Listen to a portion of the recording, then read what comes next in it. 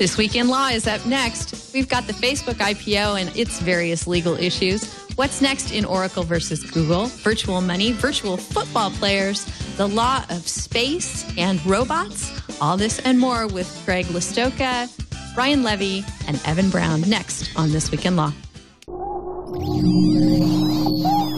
Netcasts you love. From people you trust. This is TWiT. Bandwidth for This Week in Law is provided by Cachefly at CACHEFLY.com. This is TWiL, This Week in Law with Denise Howell, episode 163, recorded May 25th, 2012. A lovely theoretical mess. Enhance your workflow. Send files of almost any size easily and securely with ShareFile, brought to you by Citrix. Try ShareFile today. I have a great offer to get you started, a 30-day free trial plus get double storage. To get this great offer, visit sharefile.com, click the radio microphone, and enter the promo code TWiL. Hi, folks. Denise Howell here. We're here for This Week in Law, and we've got a fantastic panel this week to talk about the myriad legal developments that have been keeping us all so interested all week long. We've got Greg Lastowka from Rutgers University. Hi, Greg. Hi. Wonderful to have you with us. Greg is the author of Virtual Justice, The New Laws of Online Worlds. He's also the co-director of the Rutgers Institute for Information Policy and Law. So he's certainly someone we're thrilled to have on the show. Greg, you want to tell us a little bit more about yourself, since this is the first time that you'll be joining us here on TWiL? Sure thing. Yeah, I practiced intellectual property law at Deckert in Philadelphia for 3 or 4 years. And since 2004, I've been at Rutgers. I teach classes in property, trademark, copyright, and internet law. So I've been interested in all the topics we talk about today. I did a little bit of patent practice, but I'm trying to move slowly back into patent. Again, I might just defer on the patent points to Ryan. All right. Yes, someone who is not deferring on any patent is our other panelist, Ryan Levy. Hello, Ryan. Hi, how you doing? Doing great. Ryan is with a firm in Nashville called Waddy and Peterson and practices patent law. Great to have you with us. Thank you so much. Look forward to being here. Anything else you can tell us about your background? Again, your first time on our show.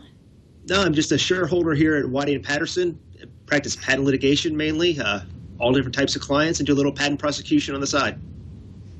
Wonderful. Well, we certainly have some good topics for you today as well. But before we get to those, we've got Evan Brown joining us again from Hinshaw and Culberson in Chicago. Hello, Evan. Hey, how's it going, Denise? How's your Friday?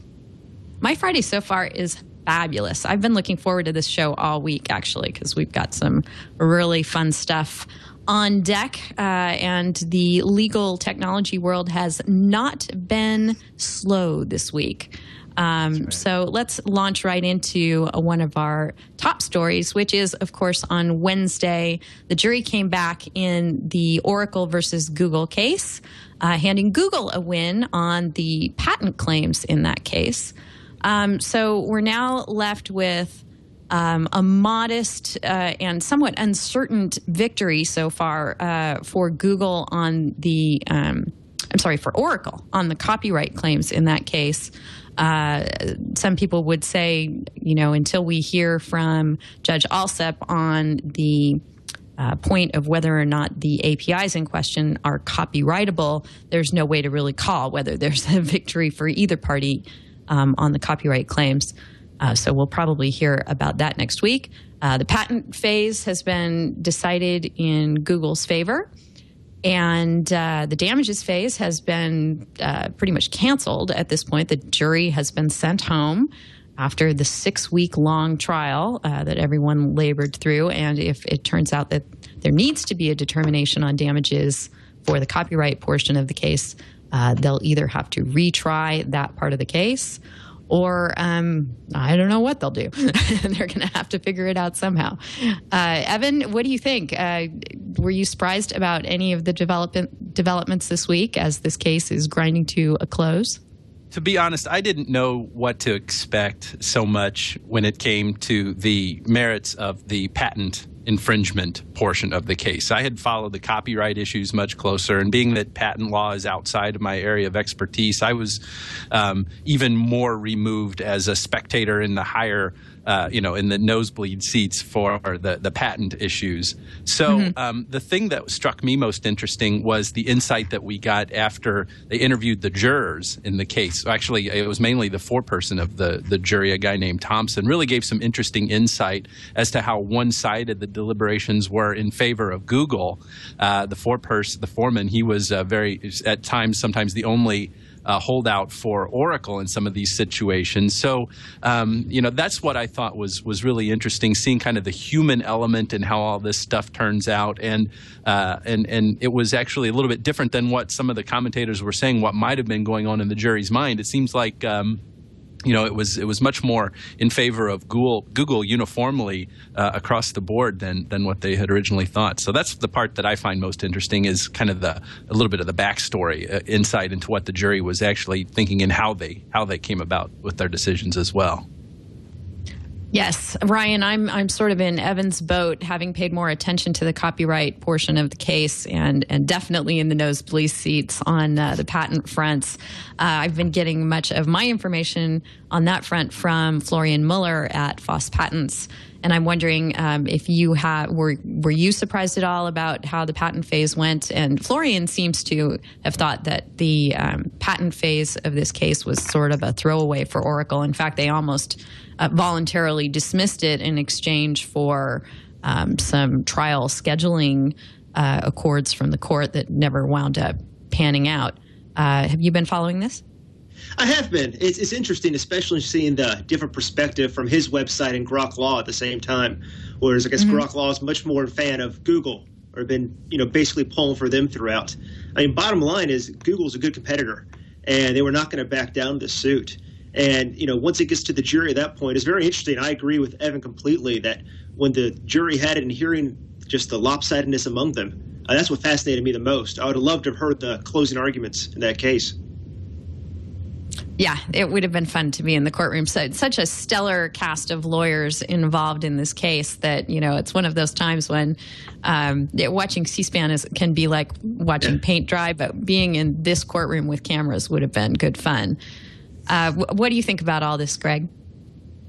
The only thing that struck me, and this was just from reading from the commentary, is there were only 2 patents at issue in this, and it just struck me that given the patent portfolios of both companies, the fact that they narrowed it down to these 2 particular patents and they were both invalidated strikes me as maybe saying something about the future of software patents, perhaps. But I'm going to defer to those more experienced. Yes, Ryan, you mentioned the sort of extensive coverage from 2 sources, Grok Law and Foss Patents. Larbi Tabash, I'm sure I'm butchering that name, but he is someone who came and interacted with me over on Google Plus as we were getting ready from the show. He found it pretty interesting that you were getting basically 2 different versions of what was going on in court, depending on which of those sources you read. Evan, is that just sort of where we are with legal coverage in the world of online media? Well, so much of this is opaque. A lot of it is based not only on the unavailability of facts, but also surmising on hints that are there. And on top of all that, it's, kind of there's this layer of having a perspective that leads the reporting to be behind a certain position based on factors that may or may not even be present in the courtroom or in the actual claims and defenses being litigated. And that could be very well underscored in an idea or in a situation where you've got players like Google versus Oracle, very distinct corporate philosophies, very distinct approaches to how businesses run, ideas about the openness of the web and the openness of technology and the interoperability of things. So it would be extremely difficult for anybody who is reporting on this with any passion to hold on to that objectivity that's so important and not let it be tainted by many of those sensibilities and norms that come into play here. So it would be a real challenge to report on this with an even keel no matter who you are, no matter how much journalistic integrity you have, if you want to do a good job, there's always going to be that temptation to make it compelling, sometimes to the sacrifice of accuracy. I hate to say. All right, well, let's talk about what's coming up next, and particularly the copyright part of the case. The other shoe has yet to drop on that. Judge Alsup has a bunch of briefing and has been asking questions about those issues and is going to have some determination on that next week, which will then determine, how much of the copyright phase will actually be subject to damages. Right now, only a very limited amount of damages would be available as things stand after the jury's verdict. Anyone want to armchair quarterback this one and guess what the judge is going to do? Greg? No, I'd rather not, actually. Well, that's okay. Let me rephrase that. Let's assume that he decides that the APIs in question are copyrightable. Now, this is a trial court decision, so it would not, have any broad sweeping precedential value. But certainly if it went up and was affirmed on appeal, this is something that could have a large impact on the technology arena. Do you agree? Certainly, yeah. I mean, there's just broadly speaking, the interplay of functionality, and when you're talking about functionality access and copyright law is important. And software has always been, in some ways, a really bad fit for copyright law, and I think this case really highlights the problem that's created through that. It's in the copyright law. That's the way copyright treats software as literary work, and it just seems problematic. It's always been problematic. Right. Evan, we've discussed in prior episodes the fact that Oracle has been forging ahead, saying they're not going to just stick with statutory damages here. They want to go forward and get infringement damages, which would be profits made from Android. So, they have been getting bad indications from Judge Alsup about his receptivity to those arguments, but that's another point that could go up and ultimately get decided on appeal. Do you have any thoughts about what we might see next? Well, it'll be interesting to see what Judge Alsup rules on this. I am still of the mind that it's important that he not find these APIs copyrightable, just because of the ill effects that would have on the not only the fundamental question of making it more difficult to license access so that applications can interoperate with one another on the web, but also the way in which that would find a determination holding that that those APIs are copyrightable would seem to encourage and foster some trollish behavior on the part of technology providers. So as far as being an armchair quarterback and trying to read the tea leaves, know what Judge Alsup is actually going to say, and based on that, what Oracle's next steps would be, it would be folly, except to go ahead and engage in some folly, I guess is what I'm setting myself up for. That's what we're here for. It's safe to say that the trial court level decision is not going to be the end of it. I would say it's almost inevitable that the federal circuit will be being called upon to answer at least one or two questions in this whole dispute. Yeah, exactly. Ryan, any final thoughts about Oracle versus Google as we wait for that other shoe to drop? Yeah, I just agree with the two other guys here that software just presents such a problem in dealing with both the copyright and patents. You're seeing cases like this, and I agree completely. It could definitely hobble the industry, or the judge could come up with some unique ruling in between maybe, or who knows what's going to happen between the parties, but it's going to be interesting to see. Well, they've got the judge certainly is benefiting from some good lawyering on both sides and some excellent briefing. So, at least he has the law and the ramifications laid out for him. He's probably going to have an interesting weekend. And didn't you say, and weren't you quoted in some Ars Technica piece that they've each spent like $80 billion or something in legal fees? I did. I was asked to engage in some folly, and the reporter was asking me, well, they've spent millions of dollars in legal fees, and I said, of course, it's probably tens of millions. Anyone want to take issue with that? I said 80 billion, so I guess you're probably 80 billion.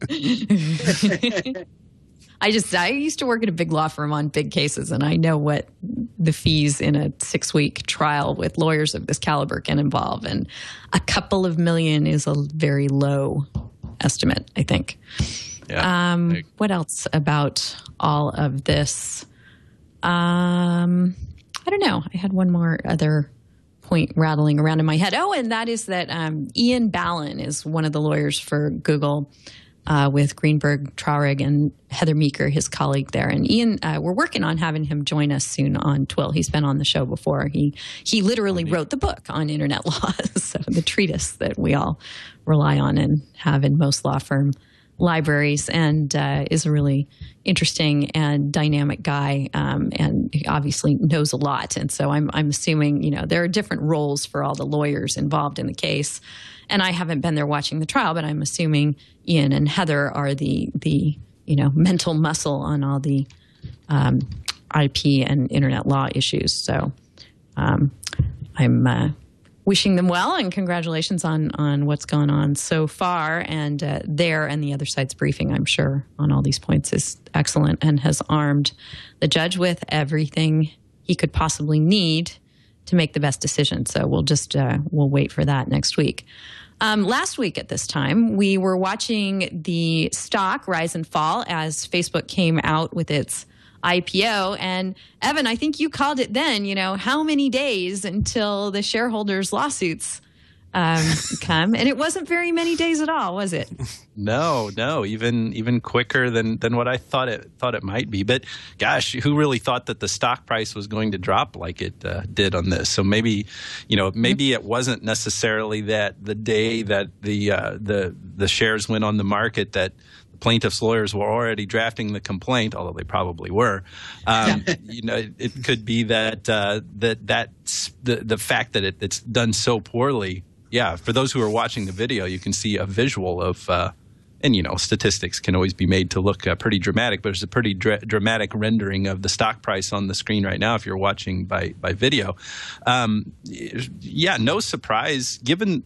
I haven't looked into the law firm that's brought the case. My impression is that they know what they're doing. Anybody who's going to be practicing securities law and securities fraud, they're pretty smart people. So I don't want to come out and automatically say that they're being opportunistic like I usually do when we see big class action lawsuits over privacy breaches, for example, when there's some kind of privacy breach and then like 2 days later there's a class action lawsuit involving Electronic Communications Privacy Act, the Computer Fraud and Abuse Act, and all that stuff. I'm not going to be so quick to say that it's opportunistic, except to say that, wow, it really did not take long. But it should be no surprise, given, like we were talking about last week, there's such a controversy, a cloud of propensity toward controversy that surrounds Facebook all the time. It's such a lightning rod for these things. So it should come as no surprise to anyone that the litigation is happening. It's just, 3 or 4 days into trading, that's really soon. Yeah, the law firm is very well known for this kind of litigation. Leif Cabraser, they are pretty much the experts in this, and have brought all kinds. I think they're the largest plaintiffs law firm in the country, and they really do specialize in this precise kind of thing. So they're certainly coming out with guns ablazing, and the media too has just been having a field day with Facebook and the things that they, told certain parties and not others, and things that were said orally that, technically are legal as far as the securities laws are concerned, but sure sound kind of awful if you're giving certain information to only institutional investors and not to the public at large. Any thoughts on all this, Greg? Yeah, I think that last point that you made about giving different sorts of advice to the institutional investors and the public is probably the key. Animus behind the lawsuits and perhaps the reason why they got filed so quickly. But I think not having gone through the documents in detail, I just looked at Facebook, this IPO, and I just didn't understand the valuation at all. And I think a lot of people felt the same way. There's a great deal of enthusiasm for the company, and it's certainly got a huge effect. And I think it's really important to be looking carefully at what Facebook is doing and thinking about it. But I don't really see exactly how they're going to monetize to justify the valuation. So it seemed inevitable that this would happen, and I guess the fact that you have these two different streams of advice is what led to this lawsuit. But I think people were kind of doomed to be disappointed eventually with this. But as I said, maybe there's some kind of secret, recipe that they have for actually meeting their valuation at some point by growing in the future. We'll see. Yeah, I mean, it seems like just from a PR and psychology standpoint, the IPO wasn't very well handled by Facebook. That if they and their underwriters had settled on a lower going out price, we wouldn't be having a lot of these discussions. You and, by the way, Michael Wolff both have a hard time grasping the valuation, Greg. He has an article over in Technology Review at MIT that says Facebook's not only on a course to go bust, but it's going to take the rest of the ad-supported web down with it, where he just completely launches into the notion that online advertising is any kind of a viable platform at all, and completely takes issue with this notion that online aggregators of data about us, like Facebook and Google, have any more inside track on getting ads to work than anybody else. And he just thinks the whole thing's going to implode. Ryan, are you as pessimistic as Michael Wolff is? I don't know if I'm as pessimistic, but I agree, too. I didn't have any idea why the stock price was what it was. Again, I'm not a financial guy by any means, but with having so much time to get ready and everybody anticipating this IPO so much, I figured it would have conducted flawlessly. And just to see what happened, it just still amazes me. Yeah, it is really surprising. I mean, this has been, the largest and most scrutinized IPO in the technology arena for a very long time. And to have this many things to talk about and issues surrounding it is just mind-boggling. Evan, any final thoughts?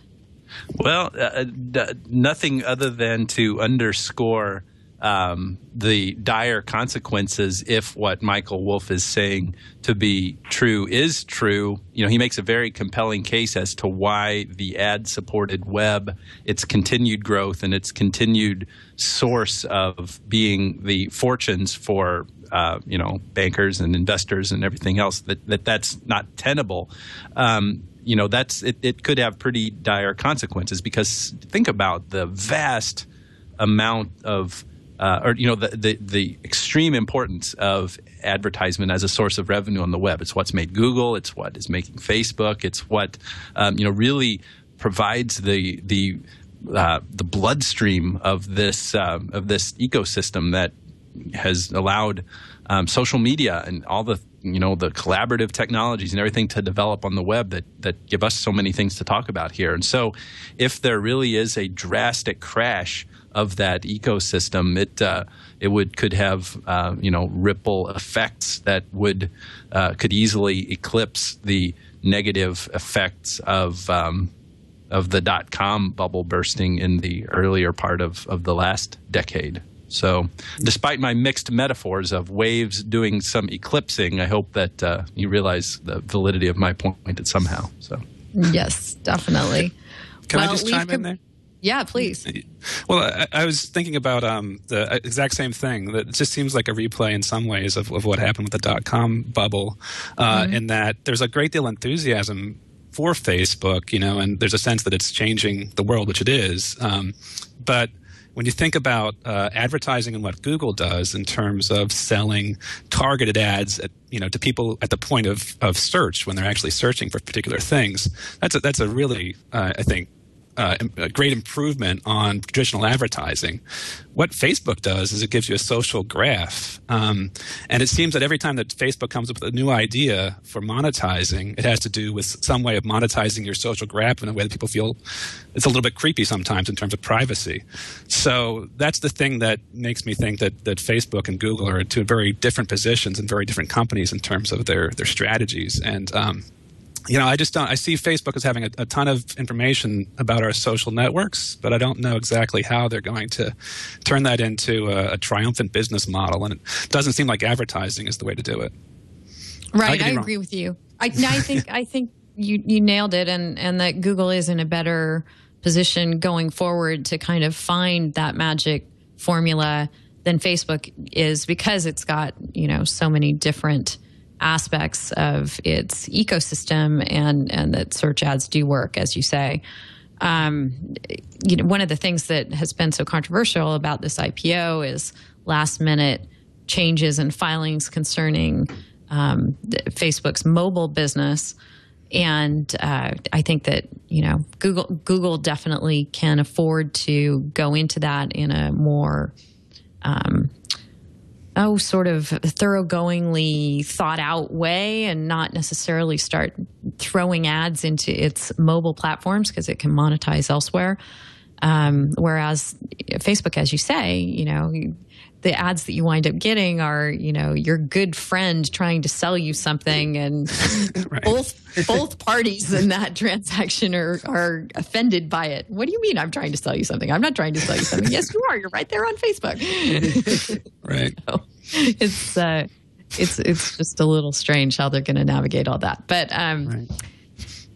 Leaf Cabraser is going after certain officers and directors, I'm sure Zuckerberg and others, the underwriters of the IPO.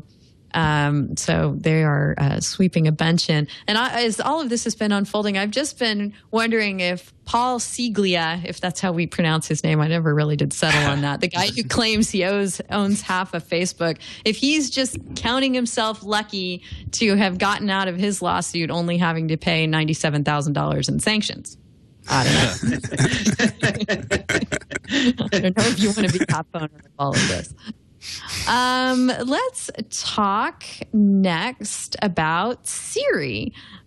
Speaking of people keeping data about you that you may not be comfortable with, IBM was bright enough to figure out that if its employees were using Siri, it's the data that they were putting into it, the questions, the queries, etc., were being stored somewhere, and IBM is a careful company along those lines and has various rules and regulations for employees in place about using outside services.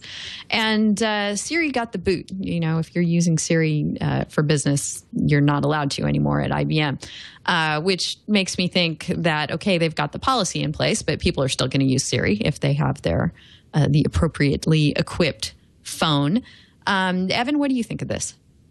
This is an interesting manifestation of a phenomenon that's not new, but it seems to be presenting itself in a unique way because of the technology. Companies have long, who enterprise users of, for example, Google's services like email and docs and other things like that, have long expressed concern about the privacy implications, the corporate privacy implications of having so much enterprise data in the hands of someone else. And companies who are, close to Google in a competitive space should be particularly concerned about that. So IBM is certainly being smart here in taking actions to protect its confidential information, its proprietary information that would likely qualify as trade secrets. And IBM should be particularly concerned because of its proximity in the marketplace to Apple. It would not be difficult to extrapolate ways for IBM to get information, or for Apple to get information that was either very simply transmitted to its systems by IBM employees using Siri, or in the composite, taking that information to gather some kind of intelligence about IBM's happenings that would undermine the value or diminish the value of IBM's proprietary information. So just the basic contours of the laws of trade secrets would militate in favor of IBM being very restrictive on its use of a service that is conducted by someone who in very many ways can be seen as a strong competitor. But I think the trickiest thing about this is kind of just the human interface aspect of it all. When we're speaking to Siri, and how many times on the show have we talked about how strange it is that we so readily and so quickly and easily anthropomorphize Siri. When we're talking to her, which is such a silly concept to think about, but I'll go ahead and say it. When we're talking to Siri, it's we as at a very fundamental level, we think of our voice communications as being very ephemeral and just the words being uttered, and we're not. It takes us 2 or 3 layers of abstraction to realize that when we're using a voice-activated, voice-sensitive technology that has to be converted to machine-readable language at some point, machine-readable content. We don't realize that, so that's one reason why I think this is such a compelling, intriguing inquiry. Because when we're talking to this, that's how Apple could extract the information, and that it's not so intuitive for one to recognize the concern as what it would be if you were actually sending text queries to the server. But once you think it through, it's like, oh yeah, of course, there is a legitimate concern here that IBM is being reasonable and thoughtful and responsible in implementing these kinds of restrictions, and it should be a lesson to enterprises of all sizes and stripes. I see a couple of issues with this. First of all, Apple's terms of service around Siri are very vague and general, and say that your information that Siri gathers are going to be used to make the service better, and that's about it. They don't tie it to any of their other privacy policies, although, who knows if they would say that those apply or not. There may be some tiny bit of fine print somewhere in the iOS terms of service or the iPhone terms of service, who knows, that tie Siri activities into various other policies they may have in place.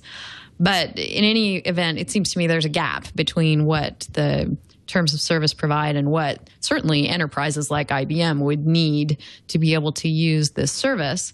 And then the other thing that strikes me is IBM and everyone else in a like situation is just kind of sticking their finger in the dike with this kind of thing. I mean, number one, you can't stop employees from using whatever technology makes their jobs easier. And number two, and I'll toss this to Greg, since you have a strong interest in virtual reality and also in robotics, these things like Siri are the beginning of a whole bunch of other much more intelligent and interactive and useful kinds of technology that are coming down the pike. And all those are going to gather information too. And I'll also throw into this, do you think IBM prevents its workers from doing Google searches? Because that kind of stuff, is kept track of too. So what do you think about all this, Greg? I'm of two minds about it. I think that at a technological level, that a kind of warning to employees, hey, think about this. It makes sense. If any company's going to be aware of the fact that your Siri messages are going to be stored somewhere and potentially accessible, it ought to be IBM who makes that call and tells employees not to use this technology. And I understand it from a standpoint of Apple and IBM in competition and concerns about disclosing trade secrets and potentially letting something out there.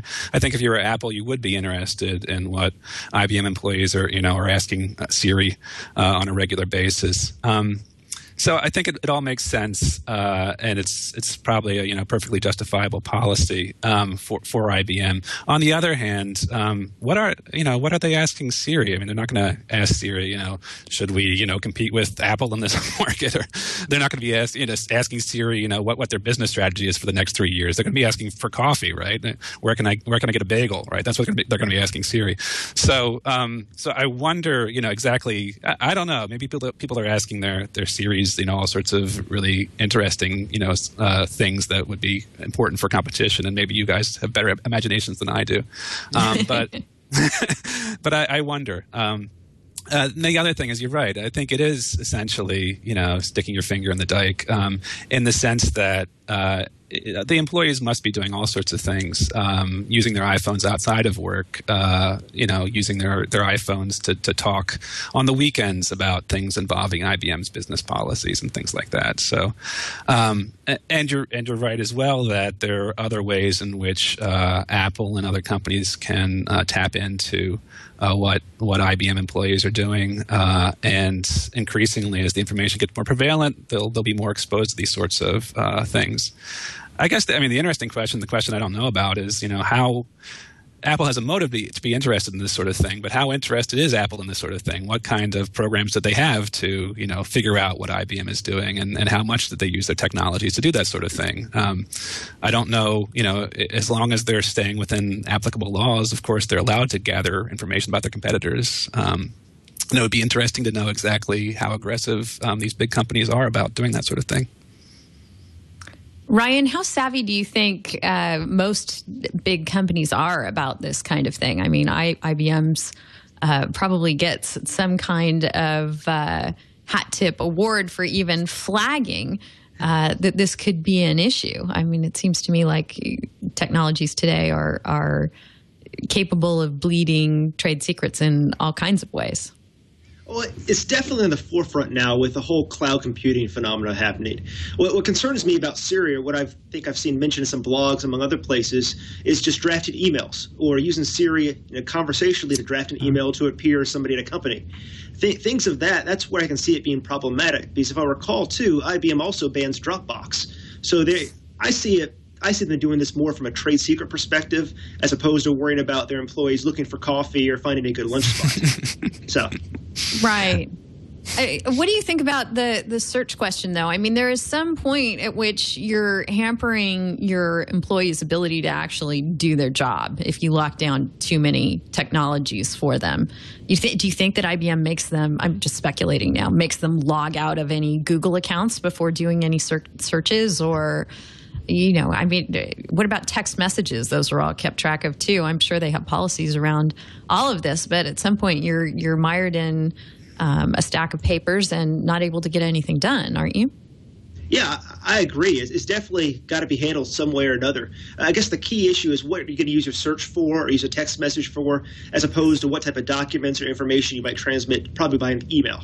I can see myself, sending emails about different patent portfolios, financials, things you wouldn't want others to know about or have disclosed. Same with Dropbox. I don't see myself doing that with search terms as much.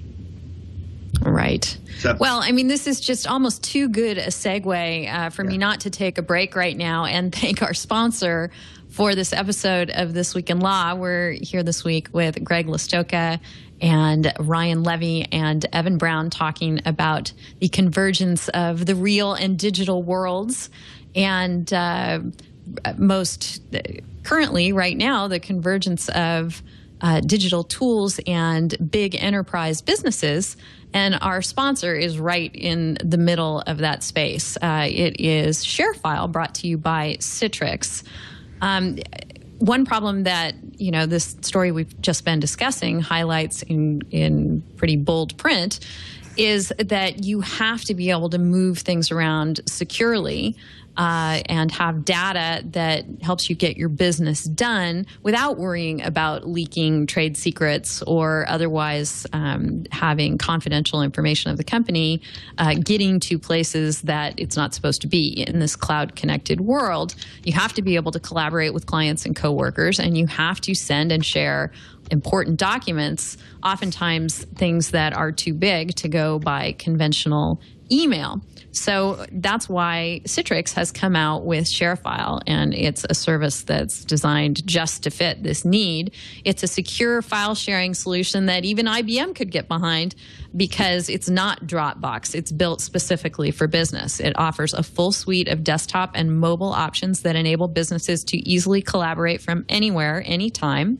It includes this great Outlook plugin that allows people to easily send and receive files of almost any size directly from the Outlook email interface. So instead of attaching a file, you just click a different button and it sets up a whole share file secure page where, behind the scenes, it doesn't require any more work on your part. The file is uploaded and secured, and the person to whom you're sharing has easy access to it, but you don't have to worry about anybody else having that access. You no longer need to worry about how you share those big files. It's the perfect solution for any business. This Outlook aspect is just one way that they've really thought through how people in business need to share files.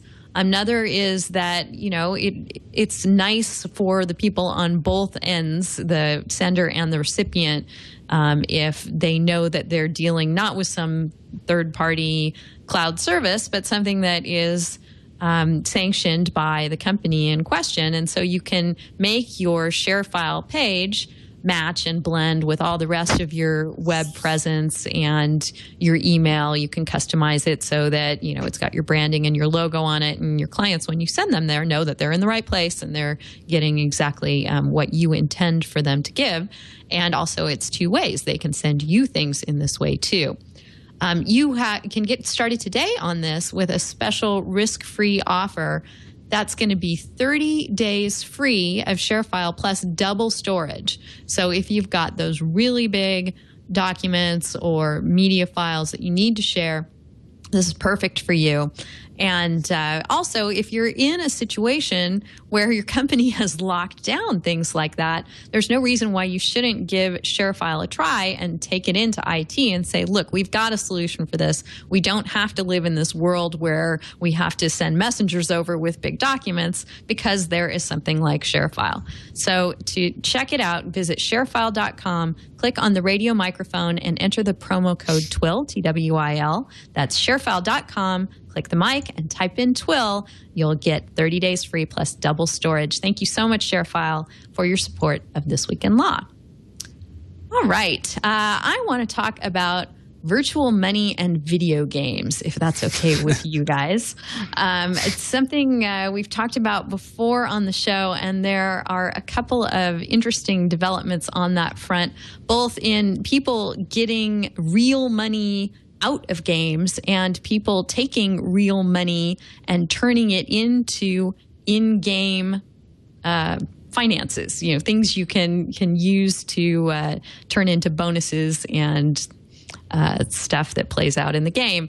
On the latter front, we've got American Express partnering up with Zynga to offer a credit card where, instead of earning cash back or miles or other things that people can earn with credit cards, you get Farmville cash, which I think is just fascinating. Obviously they're trying to target a particular little niche market, and you have to kind of jump through hoops, but there are hoops that, a Farmville player probably would find kind of entertaining. You have to plant a special tree on your farm. It's a money tree.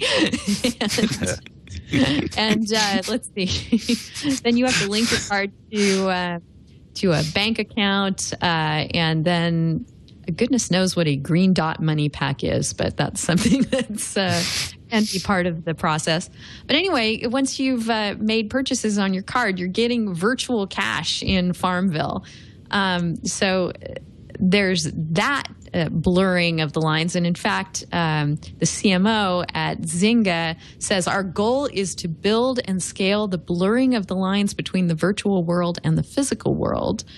And so folks who are also quite interested in that seem to be Diablo 3 and Blizzard, with its latest and greatest gaming offering, has this auction house system where, they're basically trying to end run all the gold farming and illegal turning of items in the game into real world cash by saying, okay, we're going to let you turn items in the game into real world cash, but basically we're going to take a cut. We're going to be part of this process now. So Greg, you put the Blizzard and Diablo 3 stories in for us. Why don't we have you kick off this discussion? Yeah, sure. So this is part of what I wrote the book about, and I think it can tie it in with a bunch of things we were just talking about. With regard to Facebook's possible plan for making money in the future, Zynga Farmville is largely built on the Facebook platform, and its business model is not primarily about advertising. It's primarily about selling people virtual tractors and things like that. So, and at its high point, at Zenith, I think it had about 70 million Facebook users logging into Farmville on a regular basis, and planting trees and harvesting crops and things like that. I think it's fallen since then, but it is really interesting the scale of these sorts of activities and the fact that there's actually a real economy there for these companies to make a profit off of. And like you said, there's a couple models. I think the prominent model, the one that Zynga's using, the one that Facebook is requiring its games to use, is to put things into Facebook credits. And then once you're kind of in this virtual economy, you stay inside the virtual economy. You don't cash out ever. So you get your credit card and you get your you do your things and you get your Farmville cash, and then you can just use it within the virtual economy, but you never actually pull it out again. And that's a workable business model, and Zynga's making a fair bit of money off of that. And I think it's fascinating to many people that don't play these games. But to the people that play these games, it's completely understandable. Why wouldn't I buy that fancy tractor? Why wouldn't I, buy that great house in Farmville? It's perplexing to some of us who don't play it, but I think those who play it get it. The Diablo thing, I think, is even more interesting because it's kind of like trying to do what Second Life tried to do, except now we've got Blizzard trying to do it, and Blizzard's kind of, I think, much more familiar with marketing and with the game economies. And Diablo 3 looks like it's going to make a big hit. But the thought is that you acquire these things inside the game, or you buy into the virtual currency, and then at a certain point, after you've acquired all this stuff, you can cash out and sell the stuff that you've acquired to other players. So it's interesting. Blizzard's going to sit on top of those trades. It's going to be like a sort of, on eBay in terms of its virtual world, and it's going to take a cut, 15% cut from the transactions that occur for Diablo property, and you can cash out, and then there's another 15% cut that's going to go to PayPal or whoever you're using to do your cash transactions. So they're saying, here's a virtual economy, and we actually think it might be more lucrative to us to allow people to buy into it and to cash out of it and to put a tax on top of it. And I think that the really interesting thing for me about this is, we talk about copyright issues online and trademark issues, trade secrets, all sorts of intellectual property online. But what we're talking about here isn't really intellectual property, right? There could be a copyright in the picture of some item in Diablo 3 or some Farmville item, but it's not copyright law we're dealing with. It's in essence really like a virtual chattel. It's something that the player owns or is simulated to own, and then can sell to another player. And that they have to relinquish it in order for the other player to gain possession of it, but it's all within a simulation, and there's a lot of money involved in it. So I see it as a new frontier for cyber law, these sorts of virtual economies, and especially as they start to intermesh with our own economy. I mean, one question that I have been interested in is, well, if it's this virtual Farmville world that has its own separate set of rules, or you're in EVE Online or you're in Diablo 3, and you can steal things from other people, or you could set up a virtual corporation and maybe defraud investors in the corporation of their virtual currency. how do we make the law make sense when we have rules against defrauding investors offline, and then we have an online world a fantasy world where people are encouraged to do these sorts of things? So it just raises a host of really interesting questions to me. Yeah, me too. And I'm not as willing to think that the gaming companies are going to say that this is not the province of IP as you may be, Greg, because I think they would claim, except for Second Life briefly, didn't they have a policy in place just for a little while until they figured out that wasn't going to make sense for them, telling users that anything they created in the game they actually owned? I forget what the verbiage was, but it was basically telling people that they could create their own IP in the game that that Second Life would not take an interest in. They recanted on that, and I think Blizzard would. If somebody started, obviously they're not fans of people having gray markets, black markets in virtual goods, and in fact, when you read through this FAQ that you put in front of us here about the Real Money Auction House, they try and really put the fear of the nefarious third-party markets into the players. They admit that many players have shown a great interest in selling items they've acquired in the game, but they turn to potentially unsafe avenues to accomplish this goal. There are scams and disreputable third-party sites, and we're going to provide a secure in-game method to search for and purchase these items, so you can feel good about it. So they're really using some scare tactics here to take away some business from those third-party markets. But if there was one that they ever wanted to come after in a legal sense, I know they would come out with their IP guns blazing, saying, you can't have a market in our intellectual property, don't you think? Oh, yeah, they already have. In the MDY case, they sued a company that was making botting software so you could automate your avatar actions in World of Warcraft. And they sued this company that sold this software named Glider. I think you might have talked about it here. So there was a DMCA claim based upon that, and they basically said, we own the copyright in the platform, and you're interacting with the platform in a way that's not permitted by the license. So using copyright law as the mechanism, they shut down that company and won big against MDY. And also, just in terms of regular players who breach the terms of service and participate in black markets, they have banned thousands of accounts on some occasions to try to shut down gold farming operations. So they're definitely not happy about black market economies or gray market economies on their platforms. And I think what's really fascinating about this move is they're saying, okay, that we don't like those guys that are making money off of our platforms. Let's bring all this in-house, and we'll allow you to buy and sell things to each other for real money, essentially. And we just want to cut of those transactions. And it's interesting. I think you're right that that they would deny that there was any property right in the player vis-a-vis Blizzard, vis-a-vis the game company. Mm-hmm. But if I can buy a virtual item in Diablo 3 and then I can sell that virtual item to someone else, and get real cash from the sale, on the ground it seems as if I have a property interest, but the way they're wrapping it up in the licenses, I don't think I do have a property interest according to the law. So it's just fascinating to me that, you have this, separate, realm in which you can participate economically. It's like leaving the country to go to Blizzardstan, right? Where you can participate in the Blizzard economy.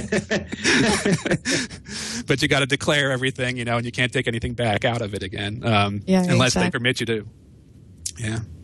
It's fascinating stuff. Yeah, it is fascinating. And I was sort of poo-pooing their scare tactics a minute ago, but if you go through and read this article by Daniel Nye Griffiths over on Forbes that Greg put in front of us this week, and you can see all the articles we've been looking at to prep for the show at delicious.com/thisweekinlaw/163, you'll see that people, have been involved in some pretty awful crimes over the theft or sale of virtual goods, including murders and harassment and all kinds of just awful stuff. So, I mean, Blizzard is not, terribly uninterested in having people use its auction, but it's got a point that the third-party avenues for monetizing these goods can be hazardous to your health. Evan, so I suppose you're holding out for the Amex card that's going to pay you off in Bitcoins.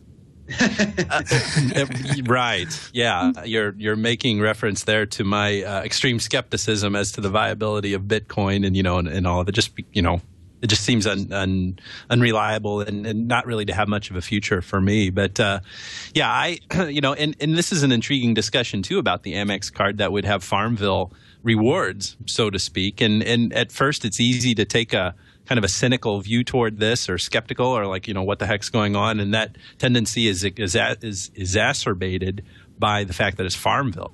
How silly to be worrying about virtual farms and money trees and things like that. But really, let's take a long view of history here and think about what the whole notion of currency and exchange and money at its fundamental level is all about.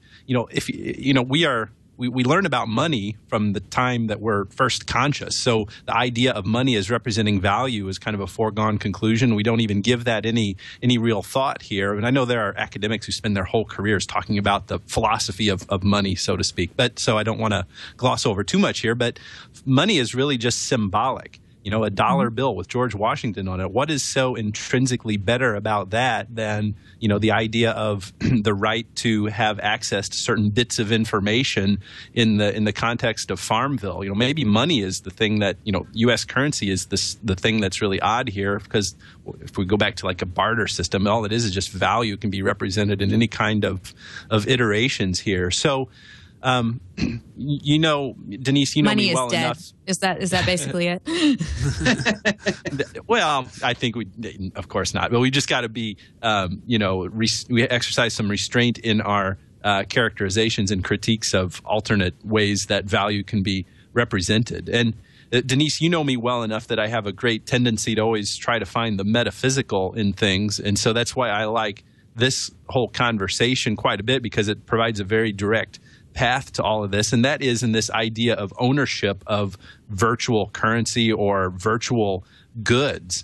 And I am sad to say that on the train ride into work this morning, as I was thinking about these things, the whole, in my mind, the whole system for assigning value and attributing value and giving someone a legal cause of action for either harm or ownership or whatever to their tangible property, that whole framework has just been undone in my mind, because when we're thinking about rights of property, and I'm putting that in air quotes, in virtual property, we're talking about the right to access and to be able to manage and to do stuff with information, bits on the server.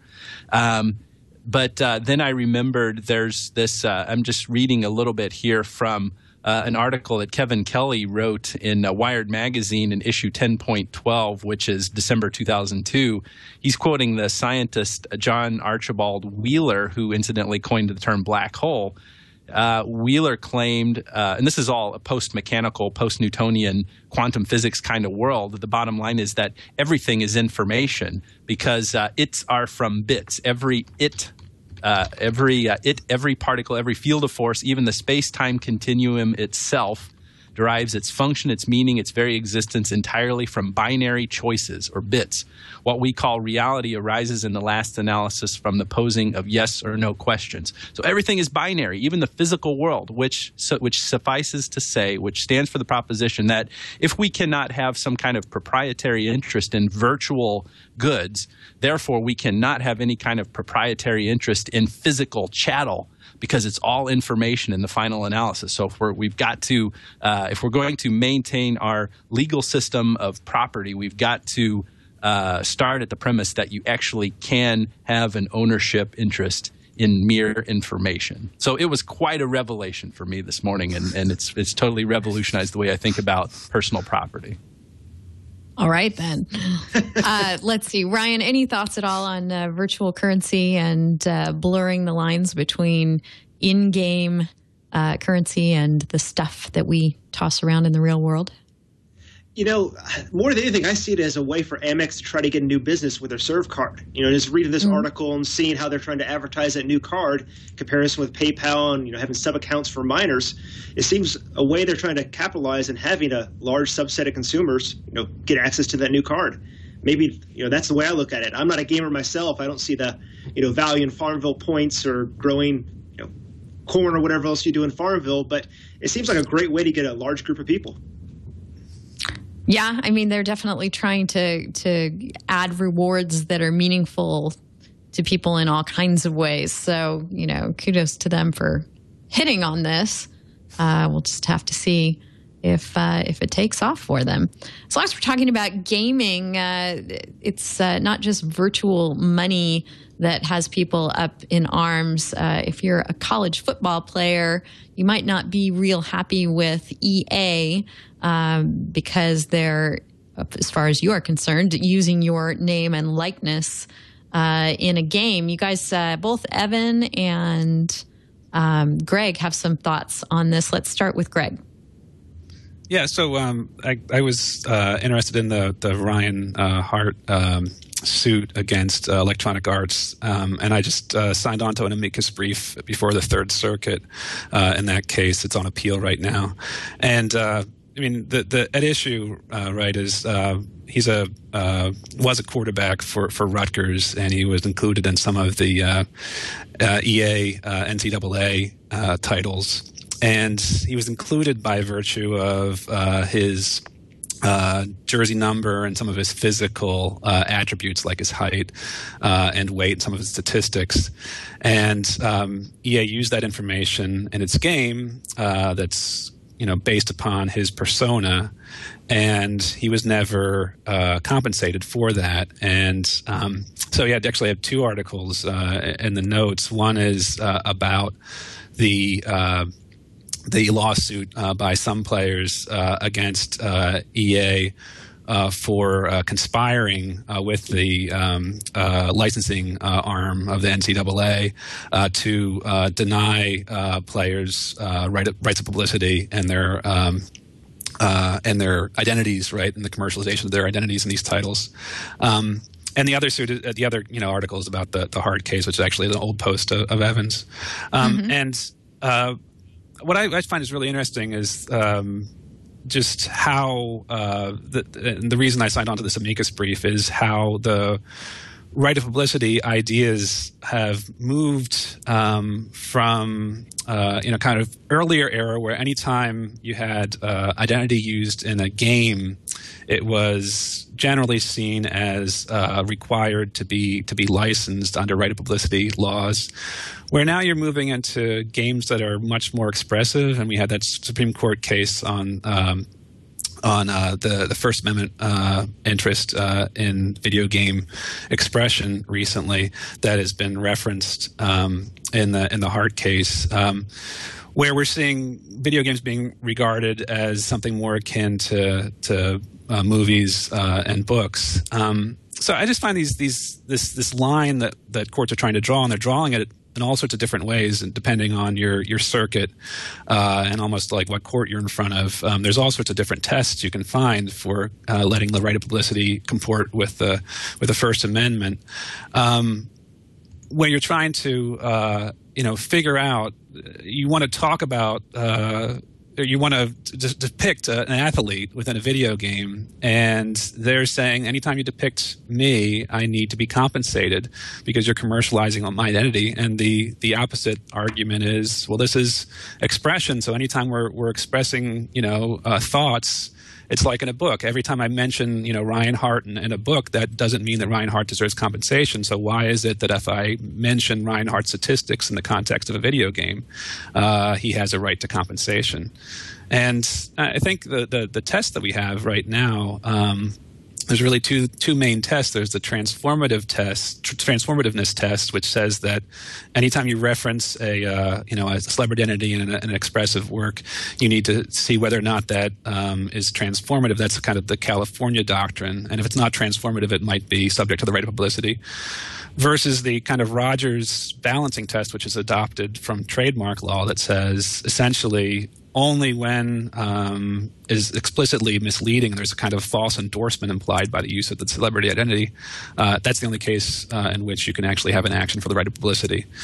So what I'm kind of interested in is I think people feel very differently about this. Does an athlete, for a college team deserve to be compensated when they're depicted, when their stats are depicted in a video game? And I'm kind of more interested in what everyone else has to say about that. Yeah, I think it's a really tough issue because if we're talking about building your sports franchise, your sports media franchise off covering people in sports, you could see how the First Amendment would be a good fit there. We're covering newsworthy events, and yes, we're going to use their name, likeness, photographs of them, statistics about them, and we're going to charge our subscribers for our fine coverage of what goes on the sporting fields.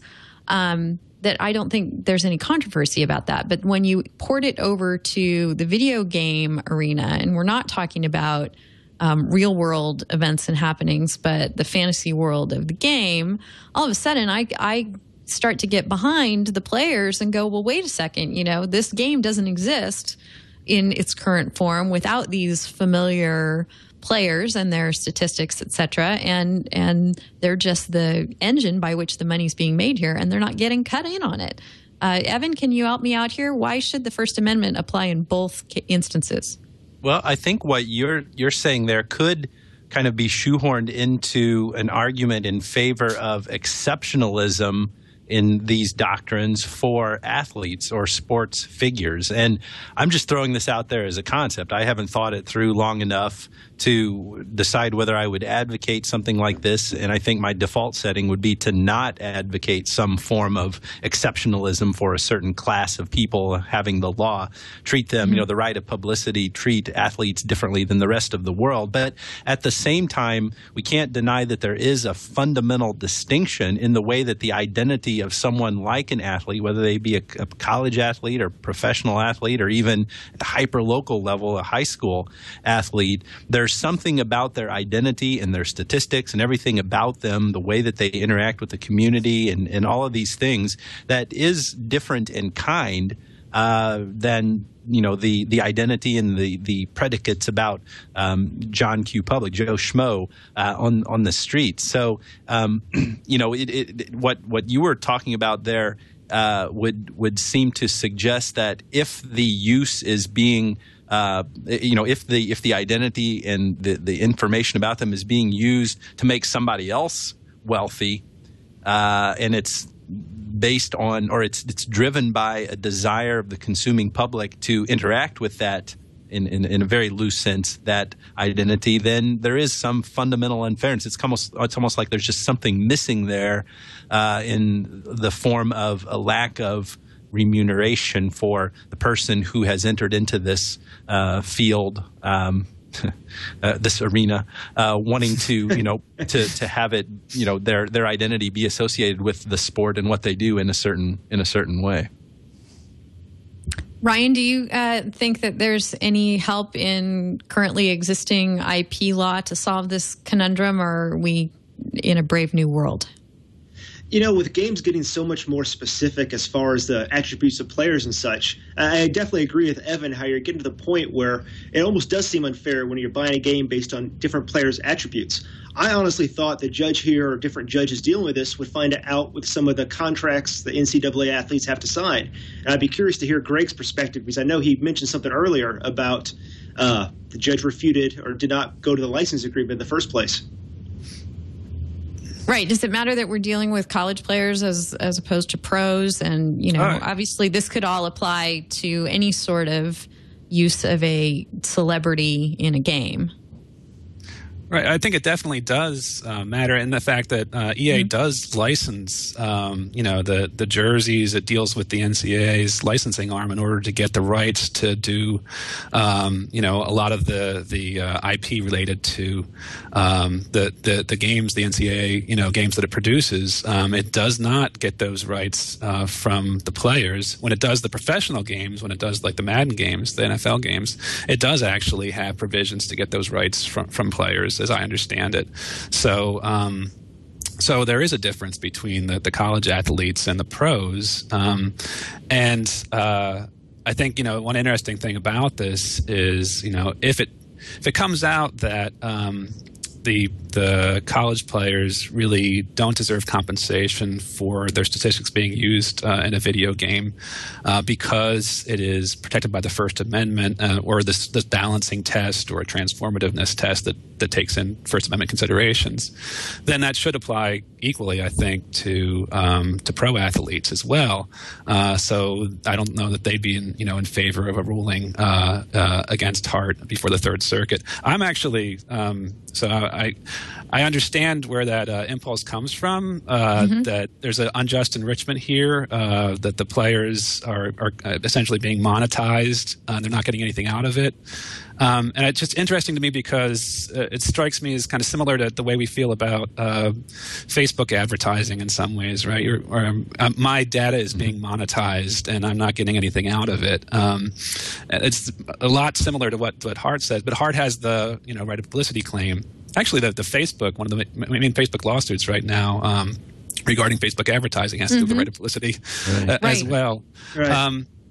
But I think, the thing that's different about Facebook selling ads versus these video games is the video games are expressive work. So if you have this rule, does that mean that, when I am, telling a story or, writing a story on the internet about Ryan Hart, that I can't do that without some kind of licensing deal from him? And if we're going to give a property right to players and their statistics, one question is, why are we doing it? If copyright is there to incentivize creation of new works and patents there to incentivize, creation of new inventions, what are we trying to incentivize with the right of publicity? Why are we creating this right for players? Do we not have enough people trying to be celebrities? It seems like everybody wants to be a celebrity. So seems like everybody is. Yeah. Right, essentially. It just. And what's interesting about the right of publicity is that, ultimately it originated from the right of privacy. That's where we got it from. So it actually does have perhaps a lot in common with what we're seeing in the Facebook context. The difference being that in the privacy situation, normally the person says, I did not want to be out there in the public eye. You've taken something that's private and made it public. And right of publicity is about celebrities who are always in the public eye. And so that's why they need this, sort of different privacy right. So it's just it's a lovely theoretical mess. I'm leaning heavily on the First Amendment side of things, in that I think, especially with regard to video games, I'd like to see them treated as the same as any other kind of expressive media, because I'm a gamer and because I, appreciate them as works of art. But I understand what's kind of holding that back in this case. So it's just interesting to me to hear everybody's thoughts about that. All right. Well, we'll continue watching this and keep us posted as to what goes on in the Third Circuit. Greg, we'll love to hear what they make of this lovely theoretical mess. Let's talk for a minute, because I think this is possibly the beginning of an interesting slippery slope. Amazon is the host for Pinterest on its S3 servers. And it has this week agreed that it would process DMCA requests and take down notices that are being filed by people complaining about their works showing up on Pinterest. So Amazon at first was telling complainants, no, you should go to Pinterest, really. They're the people setting the copyright policies here. But Amazon's the host, much like YouTube is the host of everything that gets hosted there. So I just think it's really interesting in this era of cloud computing and third-party servers and really offshoring so much of what used to be done locally, including hosting huge amounts of web content, that we could be facing, or Amazon and other hosts could be facing, liability of the kind that has been alleged and sometimes attached to sites like YouTube in the past. So what do you think of this, Evan?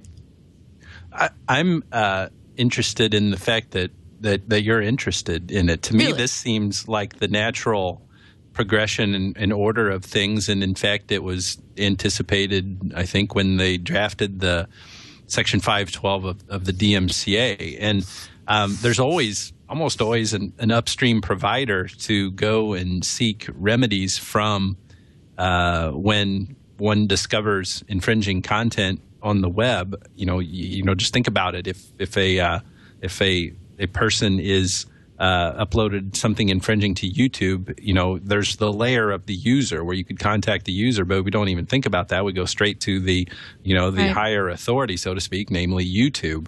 I guess one reason why I am not so taken back by this is, in my practice, I've long ago lost track of how many DMCA takedown notices I have sent to Amazon because of crazy websites that use AWS.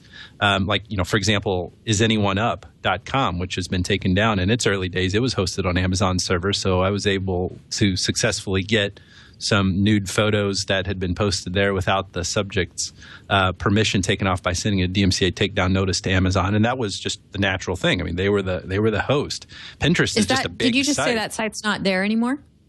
Yeah, Hunter Moore decided on his own to take it down. My opinion is he's gotten freaked out because the FBI is investigating him, but that's neither here nor there. But yeah, he put up some anti-bullying site there. He's trying to backpedal at this point. Let me answer your question as to why I'm interested in this, because Yeah. I've never thought of web hosts, the traditional kind of web host that you go to store your files there. I don't know why, having Amazon be in this role changes things qualitatively for me, but it does, because here having them accept the takedown notices means that they're potentially in the defendant's chair should someone pursue this further. We just had the Second Circuit in the Viacom versus Google case find that, the summary judgment that had been granted in Google's favor was null and void, had to be tossed out because a reasonable jury could have found that YouTube had actual knowledge or awareness of specific infringing activity on its site.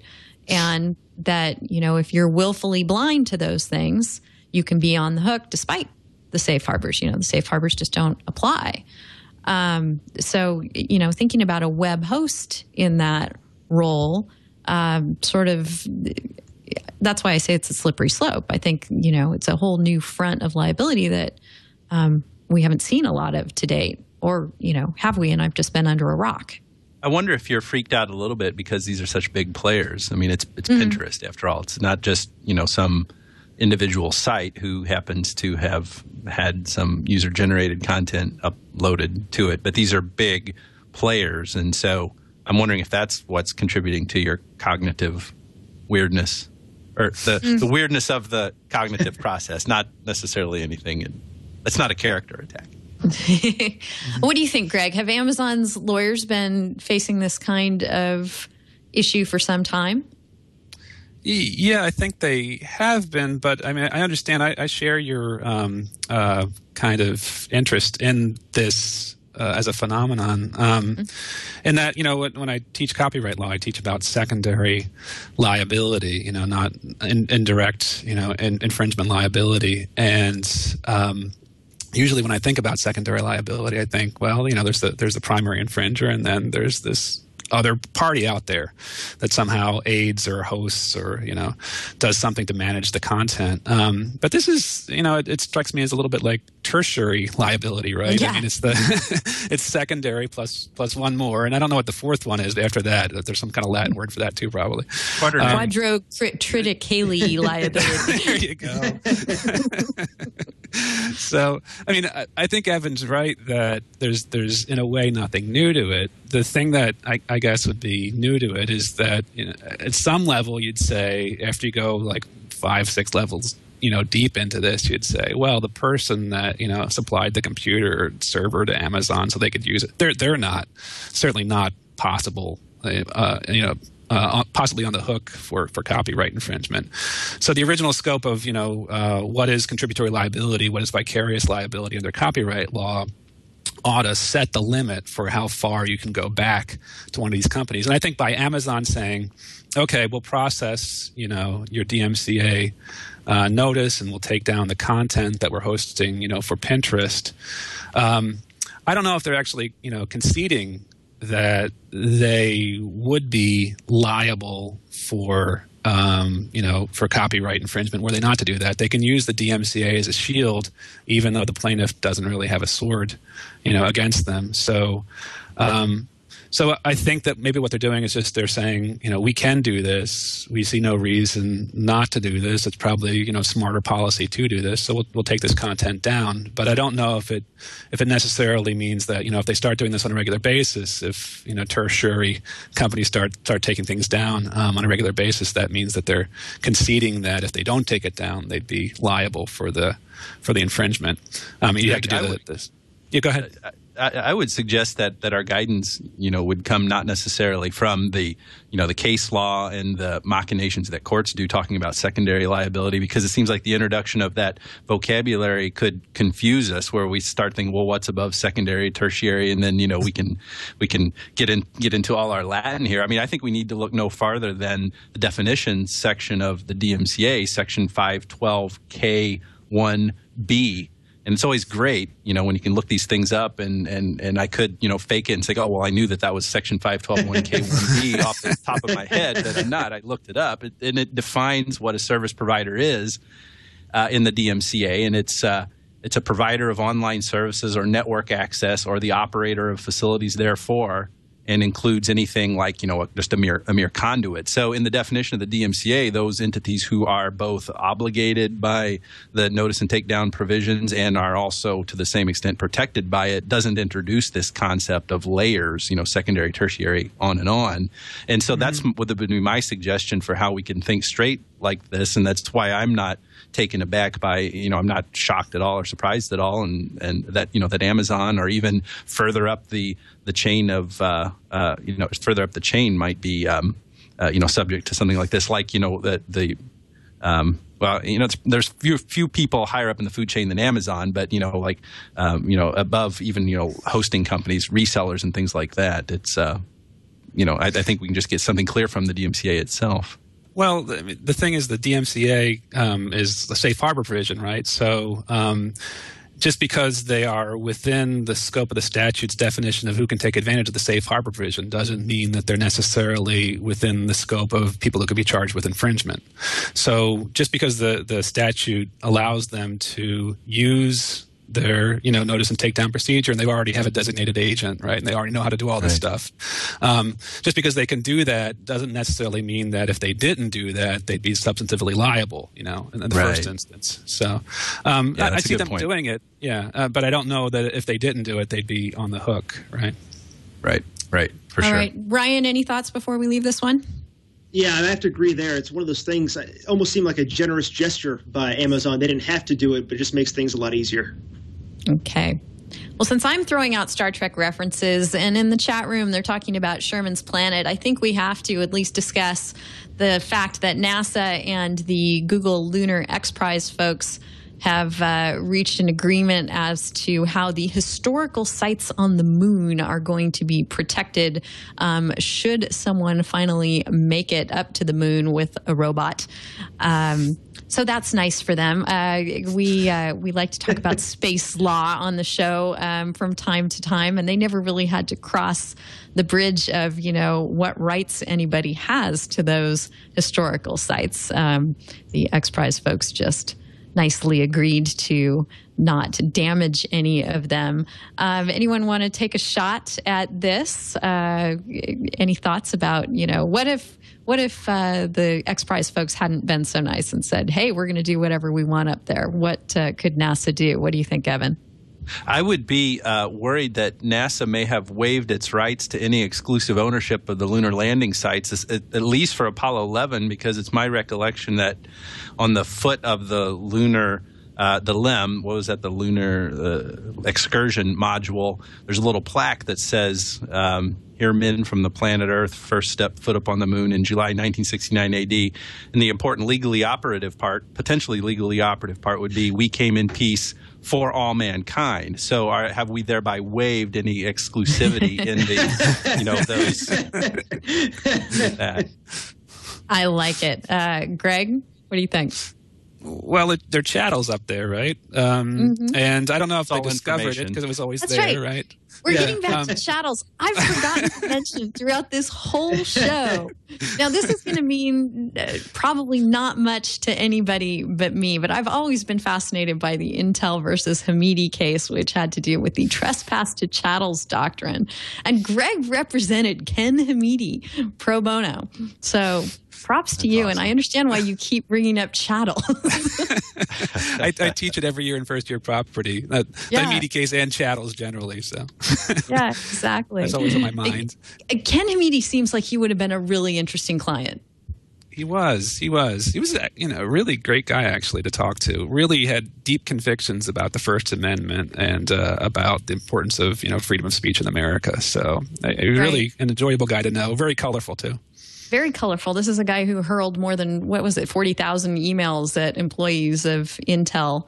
35,000, I think. 35,000. All right, I was close. That could make the difference of whether the system was compromised, right? That 5,000. That's right. There was no harm to the system. Intel conceded that. So. All right. Sorry. All right. Chattel-related rat hole. Chattel's up on the moon, yes? Yeah, well, no, I think in the space law thing is really interesting just because it's the precursor to cyber law in some ways. I mean, there was some early, I don't know if you remember, this is back 10 years ago when people talked about cyber law. They said, oh, it's just like space law. Nothing's going to happen with it. And here we are still chattering about cyber law issues, and they're even more complex than they were 10 years ago. So maybe space law, it just has a longer window before it's suddenly hits the big time. We'll see. Yeah. I read a great book on this. Gosh, what was it called? Will Wheaton narrates it. Someone in IRC find it for me. It's on Audible.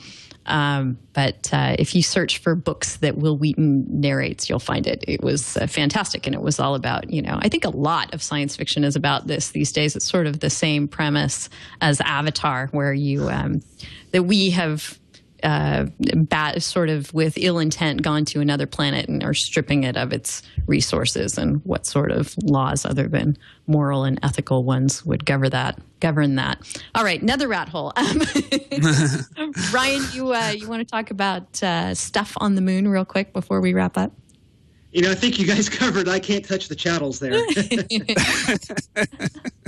All right. Well, we do have this story was put in front of me by Walt Sellers, who is a listener / viewer of the show, who said we should check out Andy Griffith's old show Salvage 1 on this point, and I believe we have something queued up. Once upon a time, a junk man had a dream.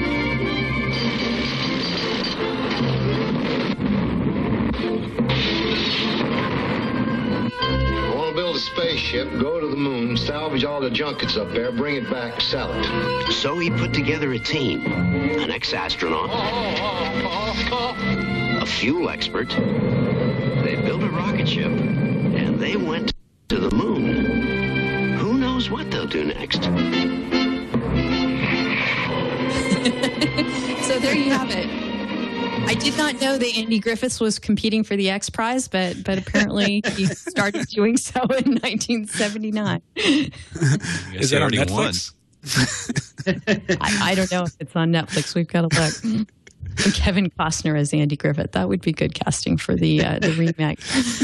Okay, we have, I try and just limit our resource of the week to one, but we had too many good ones, and I had to just throw a slew of them at you this week.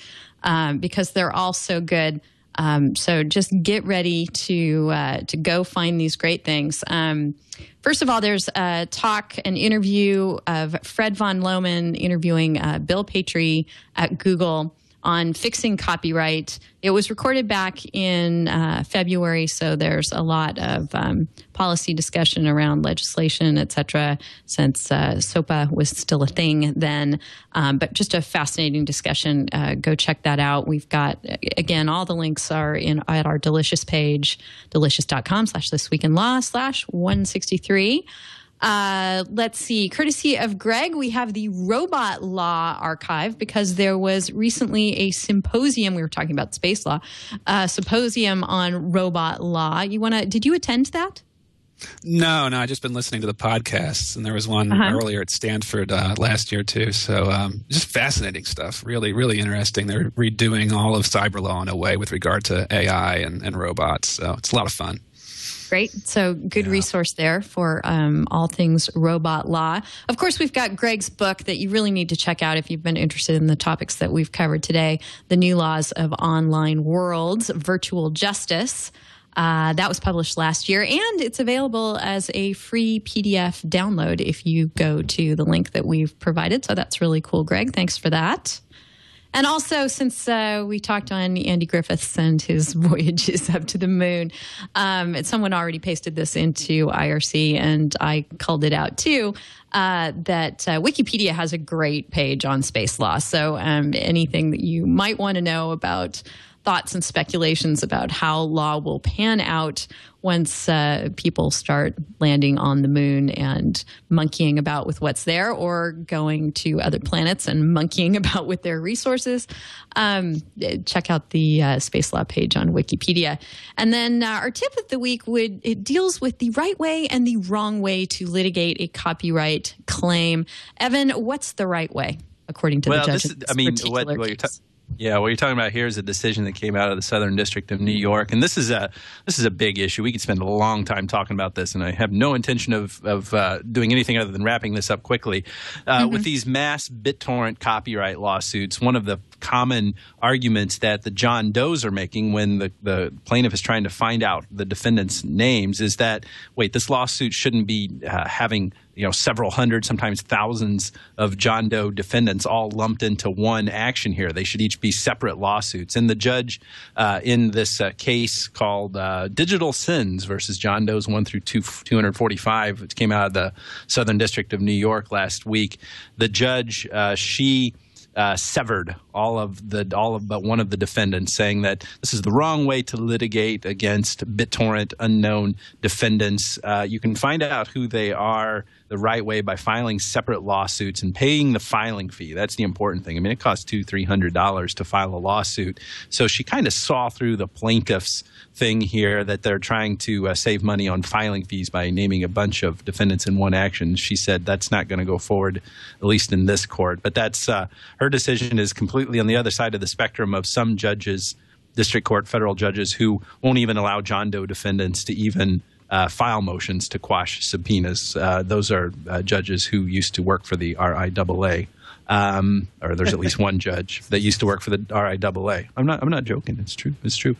So this judge came down in favor of anonymity and against this and of copyright filing troll. fees. Well, right. We got to raise revenue. Times are tight here. Our federal government needs help. Shutting down right and left, stopping having trial every day of the week because they simply can't afford to pay their staff. So, right. This So is more one way filing of addressing. fees. Yeah. Yep. All right. Well, thank you so much for that quick summary and tip. And guys, this has been just a really wonderful show. We've touched on so many of my favorite topics. I hope you have had fun too.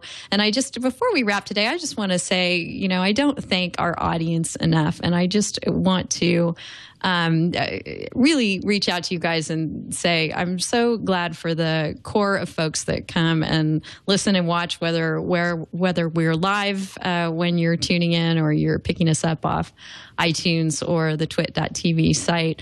I think that, we get something like 6,500 or more people watching in one way or another every week. And we're a bunch of lawyers talking about some really esoteric stuff. So, although that may sound like small beans in maybe the world of regular media or online media, I can't really think of too many law shows, or shows featuring lawyers, other than one on TMC where they don't talk about TMZ, where they don't talk about a whole lot of law, and a couple on CNN that get pretty dry and boring. So I'm just really grateful for our audience, and it's so fun for us to come and do this show and talk about these things with you. And we love hearing from you. Between the shows, we love your input as to what we should discuss and what you're more interested in hearing more about. So head on over to my Twitter page. I'm D Howell there, or Google Plus for either me or the show. We both have pages. And also the show has a page on Facebook. And let us know what's on your mind and what you thought, and what you want us to follow up on, what you want us to touch on that we haven't covered yet. Because it's all about giving you what you want here at TWiL. And today it's been all about having a really good time with a really smart panel. Thanks so much, Greg. This has been great fun. Thank you. Thank you, Denise. Yeah, keep up the great work at Rutgers. Colin was telling me before the show that Camden, where you are, is one of the most dangerous cities in the country. So be careful out there.